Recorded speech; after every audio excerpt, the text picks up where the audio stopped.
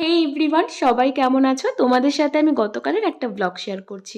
আমার তো গলা কিছুতেই ঠিক হচ্ছে না, তাই গতকাল সন্ধেবেলায় আদা, রাম তুলসী পাতা, গোলমরিচ, লবঙ্গ সমস্ত কিছু দিয়ে লিকার চা করে খেয়েছিলাম।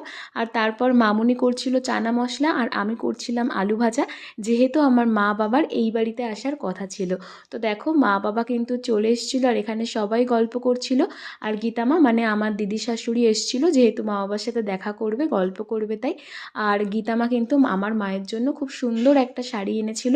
তো তোমরাই দেখো শাড়িটা কত সুন্দর হয়েছে। আর তারপর মামুনি করেছিল রুটি, যেহেতু রুটি আমি খুব ভালো করতে পারি না। তো তারপর আমি, মা, বাবা, বুবাইদা সবাইকে খাবার দাবার গুছিয়ে দিলাম।